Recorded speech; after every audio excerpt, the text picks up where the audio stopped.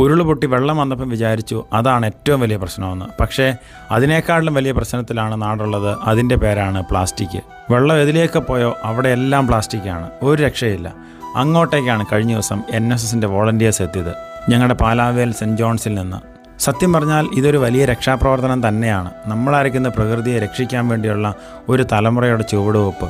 പുഴയുടെ തീരത്ത് ജീവിക്കുന്നതുകൊണ്ടും ഇതെല്ലാം നേരിട്ട് കാണുന്നതുകൊണ്ടും വളരെ സങ്കടത്തോടെ പറയട്ടെ, അടിയന്തരമായിട്ട് ഇടപെട്ടില്ലെങ്കിൽ നമ്മുടെ നാടെത്താൻ പോകുന്നത് വലിയൊരു പ്രതിസന്ധിയിലേക്ക് തന്നെയായിരിക്കും. ഗവൺമെൻറ്, സ്കൂളുകൾ, സ്ഥാപനങ്ങൾ, അങ്ങനെ എല്ലാവരും കൂടെ കൃത്യമായി ഇടപെടേണ്ട ഒരു ടൈം തന്നെയാണിത്. ഒരു ദിവസം വെള്ളം കയറിയപ്പോഴേക്കും ഞങ്ങൾ അതിൽ നിന്ന് കയറി വരാൻ വേണ്ടി ഏകദേശം 10 ദിവസത്തോളം എടുത്തു. പക്ഷേ അടിഞ്ഞുകൂടിയ പ്ലാസ്റ്റിക്കിൽ നിന്ന് മുക്തി നേടാൻ എത്ര നാളെടുക്കുമെന്ന് നമുക്ക് പറയാൻ പറ്റില്ല. അങ്ങനെ ഞങ്ങളായിരിക്കുന്നിടം വലിയ പ്രതിസന്ധിയിലൂടെ പോകുമ്പോഴാണ് ഈ മക്കൾ ഇങ്ങനെ ഇറങ്ങി തിരിച്ചത്. ഒരു സംശയമില്ലാതെ പറയാം, ഇത് പ്രകൃതിക്ക് കൊടുത്ത ശ്വാസം ചില്ലറയൊന്നുമല്ല. മക്കൾ വൃത്തിയാക്കിയത് ടൗണുകൾ മാത്രമല്ല, അവർ പുഴയുടെ തീരത്തേക്ക് ചെന്നു, കാട് പിടിച്ച സ്ഥലത്തേക്ക് ചെന്നു. എന്നിട്ട് ഒരിക്കലും നമ്മൾ കണ്ടെത്തുമെന്ന് വിചാരിക്കാത്തടത്തുനിന്ന് ഒരു 5-6 ചാക്ക് പ്ലാസ്റ്റിക് വീടിൻ്റെ ഒരു കോർണറിലാക്കിയിട്ട് അവരടുത്ത സ്ഥലത്തേക്ക് യാത്ര തിരിച്ചു. ഒരു പുതിയ തലമുറയിൽ നിന്നും ഇങ്ങനത്തെ ഒരു പ്രവൃത്തി വന്നത് വലിയ പ്രതീക്ഷയോടെയാണ് ഞാനായിരിക്കുന്ന സമൂഹം നോക്കിക്കാണുന്നത്. പറയാതെ ഇവർ പറയുവാണ്, വീടെങ്ങനെ വൃത്തിയാക്കിയോ എന്ന് പറയുന്ന പോലെ തന്നെ വൃത്തിയാക്കേണ്ട ഒന്നാണ് നമ്മളായിരിക്കുന്ന പ്രകൃതിയെന്ന്. ഒന്നും വിചാരിക്കരുത്. 3-4 ദിവസം മഴ മൂലം നമ്മുടെ ക്ലാസ് നഷ്ടപ്പെട്ടു.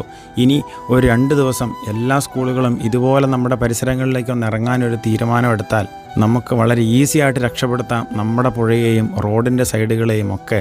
അതുപോലെ കാര്യമായിട്ട് ബോധവൽക്കരിക്കേണ്ട ഒരു കാര്യം തന്നെയാണ് പ്ലാസ്റ്റിക്കിൻ്റെ ഉപയോഗം. പുഴയുടെ തീരത്തുള്ള മരങ്ങളെല്ലാം അവരെ കൊണ്ടാവുന്ന പോലെ പ്ലാസ്റ്റിക്കിനെ പിടിച്ചു നിർത്തിയിട്ടുണ്ട്. എന്നാലും ഒഴുകിപ്പോയി ഒരുപാട്. എന്തൊരു കഷ്ടമായിരിക്കും ഇതൊക്കെ ചെന്നടിയുന്ന ഒരിടം. എന്തെങ്കിലും ചെയ്യണം. എന്തെങ്കിലും ചെയ്തില്ലെങ്കിൽ ഇത് നമ്മളെ വലിയൊരു പ്രതിസന്ധിയിലേക്ക് തന്നെയായിരിക്കും എത്തിക്കുന്നത്.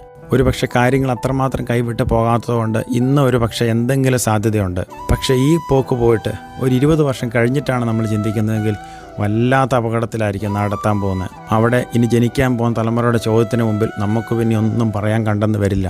എന്താണെങ്കിലും Palavayal saint John's higher secondary school നിങ്ങളുടെ വലിയ ഇനിഷ്യേറ്റീവിനെ ഒത്തിരി ബഹുമാനത്തോടെ കാണുന്നു. അധ്യാപകർ, PTA, NSS വോളണ്ടിയേഴ്സ്, ഇതെല്ലാം കണ്ടുകൊണ്ട് ആ പരിസരങ്ങളിലുള്ള എല്ലാ മനുഷ്യരും, പ്രിയമുള്ളവരെ, ഇത് നമ്മൾ പങ്കുവയ്ക്കണം. നമ്മളായിരിക്കുന്ന പ്രകൃതിയെ സംരക്ഷിക്കാൻ വേണ്ടി ഇറങ്ങിത്തിരിക്കണം നമ്മുടെ ഒരു തലമുറ. സ്കൂളുകളും ക്യാമ്പസുകളും ഏറ്റെടുക്കട്ടെ ഈ ഒരു വലിയ ഉദ്യമം.